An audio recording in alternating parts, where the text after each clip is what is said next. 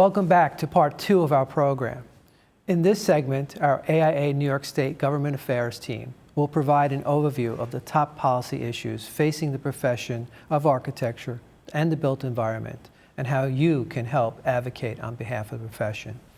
Joining me at the desk is AIA New York State Director of Government Affairs, Mike Burridge, and Legislative Counsel Richard Leckerling, who is the Managing Partner of Whiteman, Osterman, and Hanna, LLP. Thank you, guys. Thanks, Joe. Thanks. Let us turn first to a topic with perennial interest, tort reform.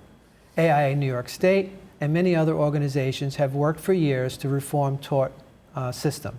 Specifically, AIA New York State has worked to enact a 10-year statute of repose. Rich, what would a statute of repose law do? Well, current law allows parties to be third parties to sue an architect within 3 years of injury or loss of property due to negligent design. This means an architect is exposed to an indefinite or perpetual period of liability.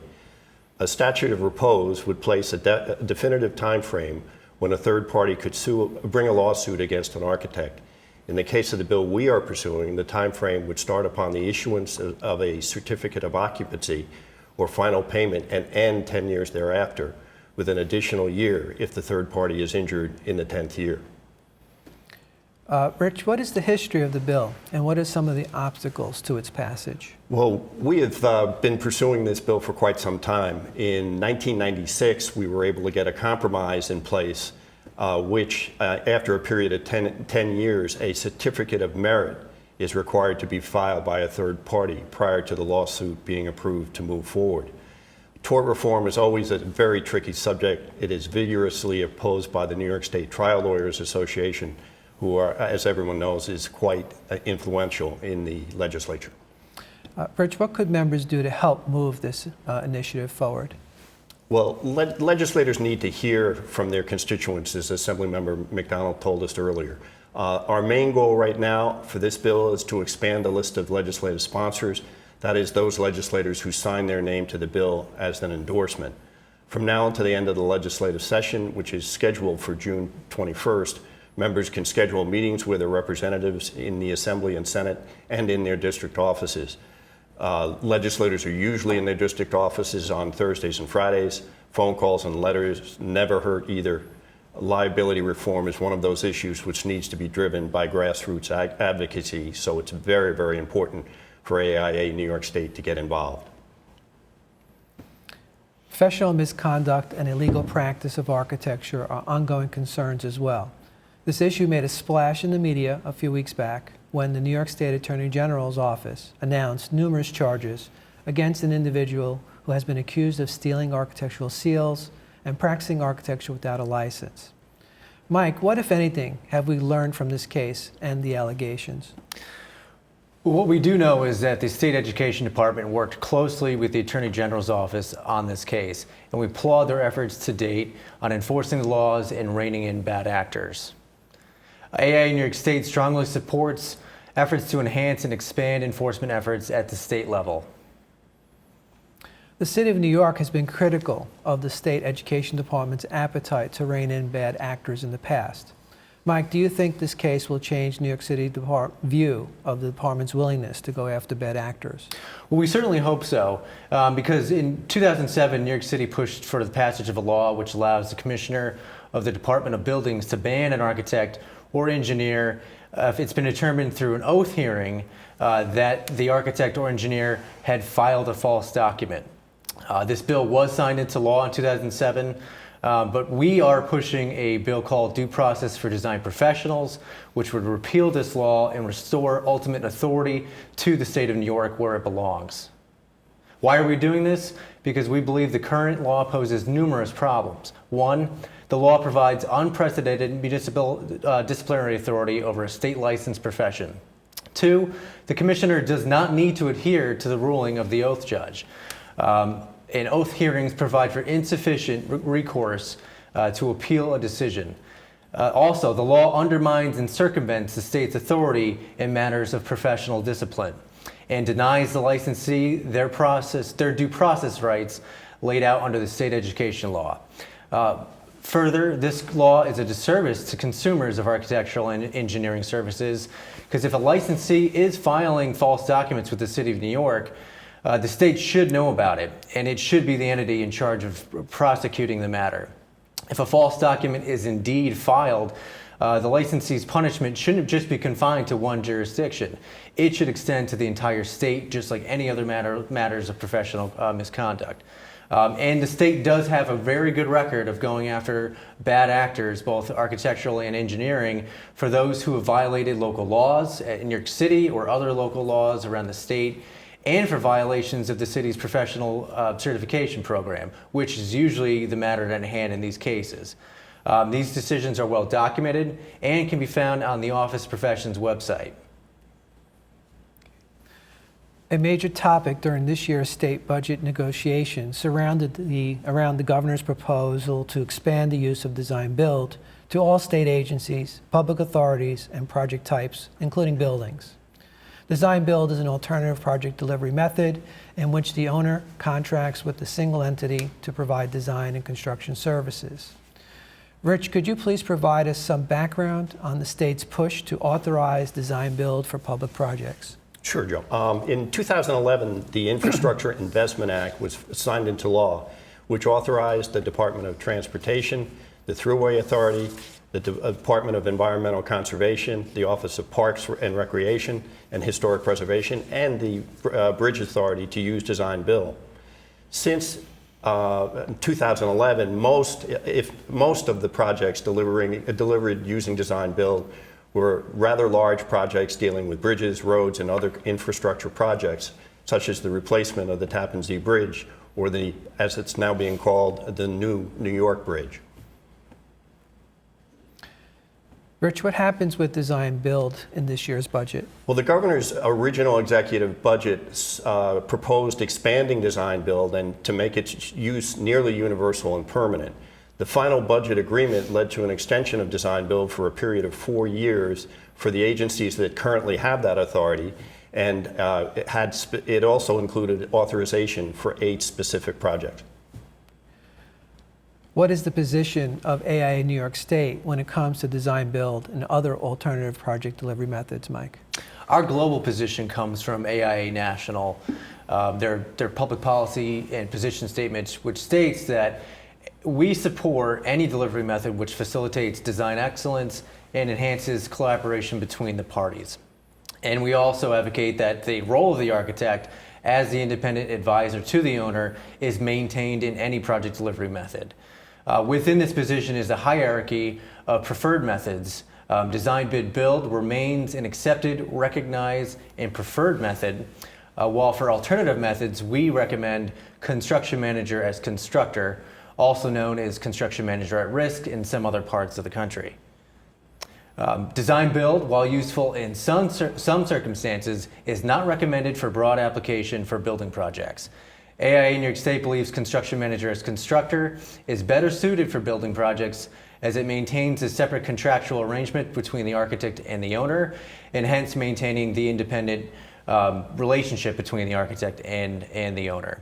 Right now, AIA New York State is supporting what we call the Massachusetts Model Law, whereby design build is used for horizontal projects, which is roads and bridges, and construction manager as constructor is used for building projects, which we call vertical in nature. Actions at the federal level often have consequences at the state level. Federal tax reform may upend many tax incentives which are vital to the design and construction industry. One of these incentives is the Historic Preservation Tax Credit, which has been extremely successful incentive for the rehabilitation of historic properties. Mike, what can members do to help support the continuation of the Federal Historic Preservation Tax Credit? Just like at the state level, they need to call, they need to write their members of Congress here in New York State, because the fate of the state credit is tied to the federal credit, and it's very vital for our members to support and call the representatives on this issue. We've already done a great job in Washington in March on doing that, so we hope that those efforts will continue throughout the year. As of right now in the state, we're pushing an enhancement of the state credit, which would increase the maximum cap on the maximum award from $5 million to $12 million over the course of 3 years. But again, these efforts would be wasted if something happens at the federal level whereby the federal tax credit is abolished. Beyond the state historic tax credit, AIA New York State supports other economic development incentives aimed at rehabilitating distressed properties in order to revitalize the state's main streets. We support 2 bills which would provide a tax credit for rehabilitation of distressed commercial and residential properties. Rich, what would these bills do to help rehabilitate buildings in distressed and underserved areas? Well, both of these bills would allow local governments to designate themselves as being distressed communities. Once the designation is in place, developers would be able to apply for a tax credit to rehabilitate abandoned and/or neglected properties in need of updates. The credits would cover 30% of the qualified rehabilitation expenditures over $10,000 bills and would be capped at $100,000. The way in which New York State procures architectural services is of vital importance to our members who bid on public projects. Currently, state agencies are required to procure architectural services using the quality-based selection process, which focuses on the bidder's qualifications and experience as opposed to the lowest bid. AIA New York State supports expanding this process to public authorities. Mike, how would the public authorities benefit from this bill? QBS is a procurement practice which is used in most states, the federal government, and many design and construction organizations across the country support this practice. We have to understand that procuring professional services of an architect is not like procuring a common commodity. Through their license, architects are charged with protecting the health, safety, and welfare of the public. And since public safety is involved in the process, entities are served better when they are allowed to use qualifications and experience as a part of the selection practice and not just a low bid. This bill would merely add public authorities to the current statute, which requires state agencies to procure professional services through QBS. New York State has had its fair share of man-made and naturally occurring disasters over the past several years. From 9/11 to once-in-a-century storms, the state is searching for ways to make our built environment more resilient and enhance response and recovery capacity. For years, AIA New York State has advocated for the Good Samaritan Act as a way to engage and protect architects and other licensed design professionals during response and recovery efforts. Now we've teamed up with numerous organizations in the design and construction industry to advocate for an expanded bill called the Emergency Responder Act. Rich, what does an Emergency Responder Act do, and how would it help New York State? Well, unlike the Good Samaritan Act, the Emergency Responder Act would provide a level of liability to the entire design and construction community, not just the licensed design professionals. It would also provide for both voluntary and contractual recovery work. The level of protection would be granted for a period of 60 days after a declared emergency and would cover tort actions up to gross negligence. If this law were to pass, it would most certainly encourage the design and construction industry to feel more comfortable participating in response and recovery activity. The next bill is one of concern for AIA New York State, and that is the bill that would expand the scope of practice for interior designers.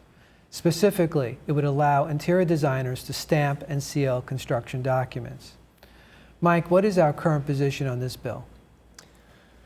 AIA National and the National Council of Architectural Registration Boards, NCARB, have made it clear that only licensed architects have the appropriate education, training to program the exterior and interior elements of a building. AIA New York State shares their stated position on this matter. Interior designers and certified interior designers may work in collaboration with architects in programming interior elements of the building, but it is the duty of a licensed architect to ensure that the plans meet the standard of care which protects the health, safety, and welfare of the public. The American Society of Interior Designers and their international group is pursuing a national strategy to get these laws passed state by state. And we feel that this bill speaks more to advancing a certification and carving out a regulated market than helping consumers of interior design services. ASID states that the inability for interior designers to stamp and seal documents diminishes their ability to make a living. But according to the U.S. Department of Labor, New York State interior design wages rank #1 of over every other large state in the country. It's #1. To date, certified interior designers represent less than 10% of the interior design occupation in New York State. Specifically, there's only 320 interior designers out of 3,000 plus interior there's only 320 certified interior designers out of total about 3,000 interior designers at the state. So allowing certified interior designers to submit construction documents while barring non-certified interior designers may cause serious confusion at building departments across the state who would be in charge of determining whether or not the plans that they're reviewing are within the scope of interior design, or if they are potentially trying to practice architecture or potentially engineering. So this is a bill that we'll be watching, and we will remain opposed to moving forward. So at this point, we're going to open the program up to questions from the audience.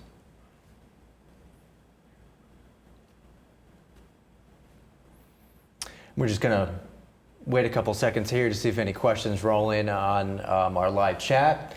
If you are interested in sending, if you're on right now, it seems that we have quite a few people on. If you are interested, if you have questions about anything you heard in part 1 or potentially part 2 of this program, please do send in a question.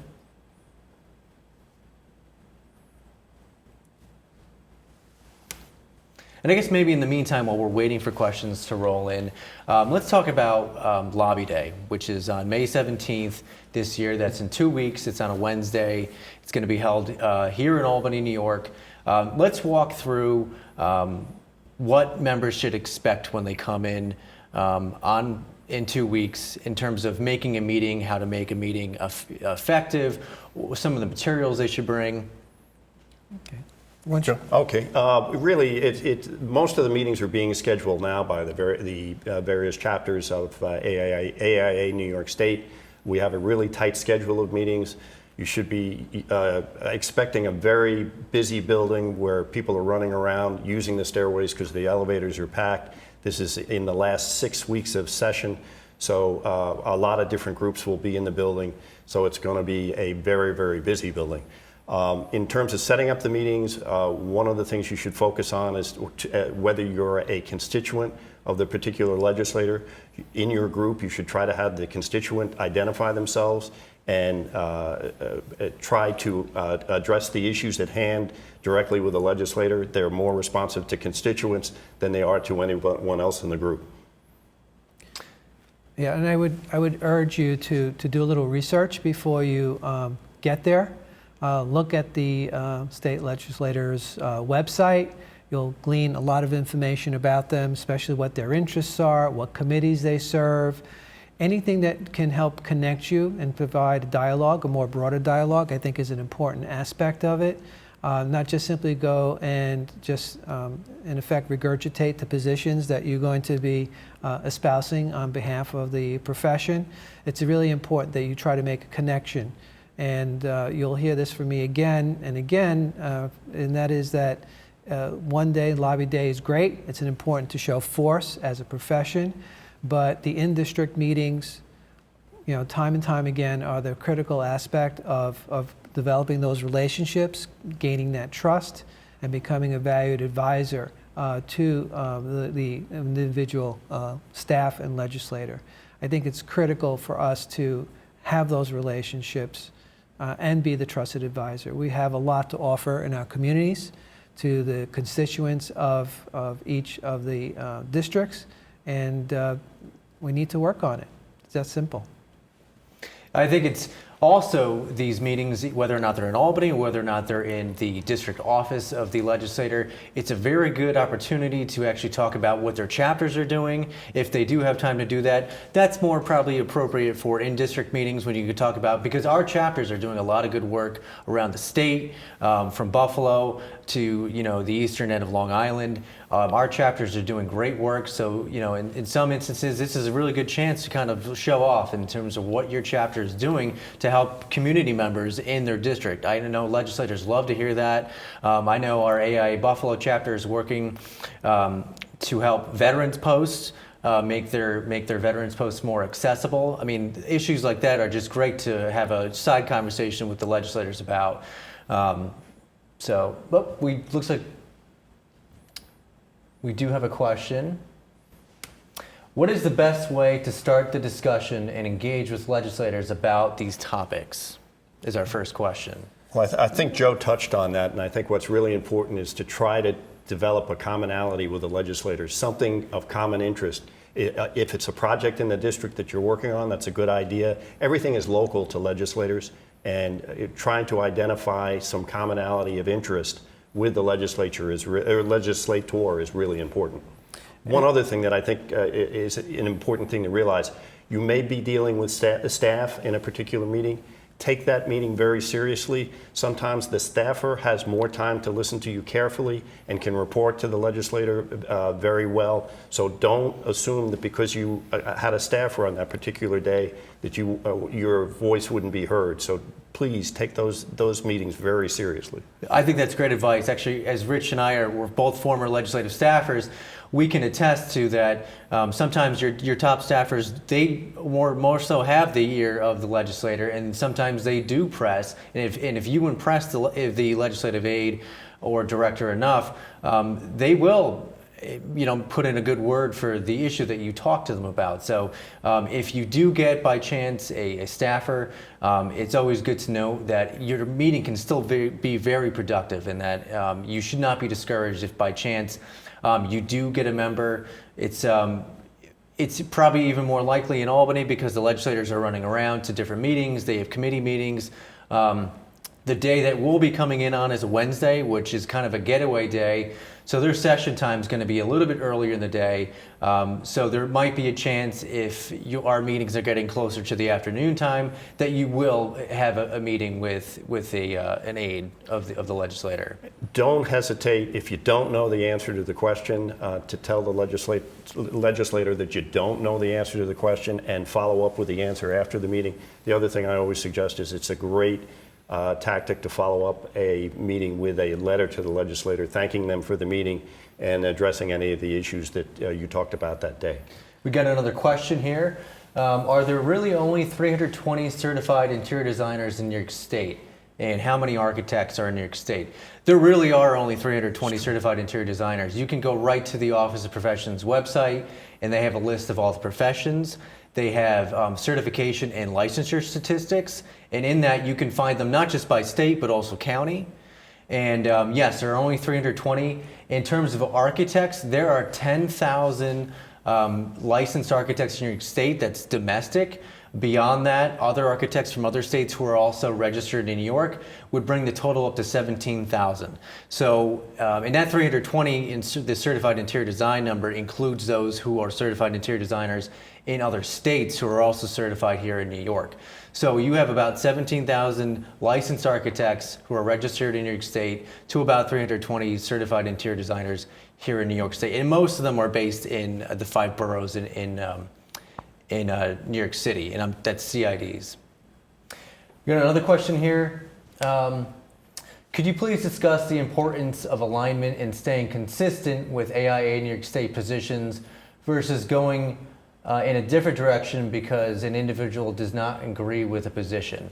So that's really, while we have a lot of different viewpoints as individuals and as practicing architects, why is it important to basically toe the line of AI in New York State? And I should also mention, a lot of these issues aren't just towing the line of AI in New York State, it's also the position which is handed down by our national organization, the American Institute of Architects. And as state components, we are confined to these positions, and we must follow them as they're handed down by national. So I guess, why is it important to kind of keep with the line of reasoning that we're putting forth? Well, the last thing you want to do is go into one of these meetings with a mixed message and confuse the legislators. So if you have an individual opinion on an issue, hold it to yourself and express it at another time. This is AIA New York State's lobby day, and you really should stay on script. The other thing I always tell people on a lobby day, don't get into an argument with a legislator. We're trying to build relationships. We're not trying to damage relationships. So don't let the conversation head in a direction where you get into an argument.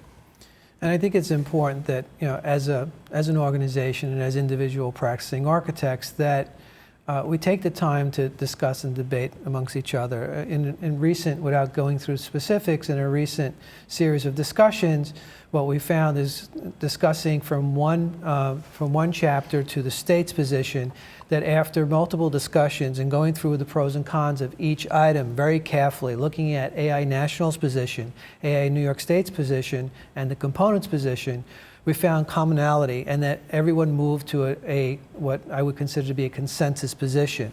So if there are dissenting voices, let's have that discussion. Let's have that discussion and debate amongst ourselves, not in front of the legislature, not in front of the staff, but amongst ourselves, so that we all can better understand why the position was developed and why we're advocating it the way we do.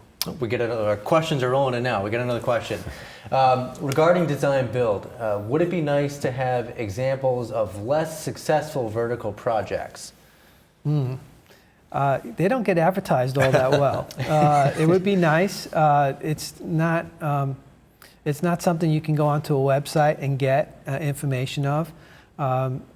In general, anecdotally, we hear a lot of issues in terms of the ideal collaboration doesn't exactly happen the way it does. One of the concerns on design build that I think most design professionals have is that most contracts with the entity that is entering the contract with the public agency generally has some kind of NDA, generally has requirements that all of correspondence goes through the prime entity. And so that ability for architects and design professionals to be able to talk directly to the owner gets controlled, and that becomes a problem for us. So as a result, many of the projects, we really don't have that data. We can do it anecdotally, but I don't think there's anything on paper that we can do. But that being said, since you've asked the question, we'll ask our team to see if they can come up with some research and see if they can come up with some examples that are concrete. Okay. And in terms of our discussion of project delivery, if we do get into a discussion of project delivery with legislators, we want to make it as clear as possible, because sometimes these issues are difficult for them to wrap their heads around. A lot of them don't know what design bid build is from design build, from construction manager as constructor. So some of the easiest ways to frame it is always in matters of health, safety, and welfare, which is a lot of our position comes from the State Board for Architecture's position, which is that the independence of the architect or the engineer must remain in any delivery method, and that is something that we're trying to keep. When we talk about construction manager as constructor, we talk about how it doesn't run aground of state education law, because you still have this separate contract between the architect and the owner and the general contractor. And so we're keeping that arm's length transaction together, like you do with design bid build. And I think that's important to remember, and I think legislators will be able to digest that easier. That's the key issue, Mike. It's that independent relationship between the design professional and the owner of the building. That's the core of this entire issue, and that's what we've been stressing. And then I think in terms of other items of advice, in terms of meeting with with staff and legislators, is do not assume that the acronyms and the nomenclature that you use on a daily basis are things that they know and familiar with. I don't necessarily advocate dumbing it down, but please read your audience and understand. In a recent meeting with a legislator, I used the term vertical and horizontal, and I needed to actually expand upon that because they didn't quite understand what they meant, because bridges are also vertical. So please, do not assume that they understand the nomenclature or the acronyms, and so please try to read them and connect with them on whatever level of expertise they have. We got another question. Why is the New York State Historic Preservation Tax Credits tied to the federal tax credits, and has it always been this way? And what happens to the New York State credit if the federal credit goes away? And that is a discussion that might happen. It's happening right now over federal tax reform, and we do know as part of that plan that a lot of tax credits, not just the historic preservation tax credit, would be abolished in exchange for lowering broad-based tax relief across the board. So, well, they've always been tied. The federal and the state tax credits have always been tied, and they would be. And if the federal tax credit goes down, so too would the state tax credit. And even if they weren't tied, the New York State tax credit, they don't work without each other, because it's really, with a lot of the other mandates in this state and the tax system, it's just without the other, it would not be fruitful for a developer to take on a project which could be very costly and put in an investment without both credits. Yeah, the state tax credit wouldn't be sufficient. Yeah, we even saw legislation introduced last year, it might have legs this year, which actually would require prevailing wages to be paid on any public work. And that even might dilute some of the impact of the historic tax credits, because that would be considered public work. So right now you're working within a very fine margin when it comes to the historic tax credits. They work well now, but if you add in any other kind of restraint upon how they're used or any other costs that are involved in the use of them, they could not be as viable as they are now. Let's see, another question. Since the time with the legislator may be limited, do you suggest that we focus our discussions on particular legislation or deliver our message in a broad-based format? What we're going to do is, based on what committee the legislator sits on, we are actually going to include in your folders, we're going to highlight which issues you should be discussing with that legislator. So if they sit on the Higher Education Committee, you'll be talking about the Interior Design Bill, you will be talking about the Statute of Repose Law. Any issues which come before the Higher Education Committees, we'll make sure that that's what you'll be focused on. If you're going to be, if the member sits on the Assembly Cities Committee, you'll be talking about due process. It's really going to depend on strategically how that legislator may be beneficial and why they need to know that information. Yeah, I think that's the key, being strategic, making sure, again, doing the research, understanding what the interests and passions are of that particular state legislator, what committees they're on, will help you form the strategy and how to best connect with them. You won't have unlimited amount of time with them, so the quicker you can find that connection, the better, and then hopefully you can follow up with the rest of the agenda. So I think that it's going to be on a case-by-case basis, and you'll use your judgment. We also plan a briefing on the morning of Lobby Day, and we'll be available to help target your particular meetings if you have any questions and answers that morning. Yeah, I think it's good if you are an issue expert. It would be a good time to tell us during the briefing or with your group that you're with that you have particular expertise in one topic, and that you might be able to add additional information to the discussion. I think that would be appropriate. I think that's all the questions we have, so let's move on to our Lobby Day review. Okay, we'd like to thank you for I'd like to thank today's panelists. As you've heard today, there are always opportunities to get involved and advocate on behalf of the profession. In order for our voices to be heard, we must view advocacy as a year-round activity. As constituents, meeting with your representatives in their district offices regularly, calling, writing, and emailing them on issues concerning our profession, our built environment, and offering our expertise as a valued advisor to them. We urge you to prepare for the visits to your state legislators by researching their websites to determine which committees they belong and their specific areas of interest to a broader and more robust dialogue with them. One of our most important advocacy events of the year, which we've been talking about, will be held on Wednesday, May 17th at the Legislative Office Building in Albany. We look forward to walking the halls in Albany and advocating together at this year's event. For additional information about AIA New York State's legislative program, please go to our website. Thank you, and see you in Albany.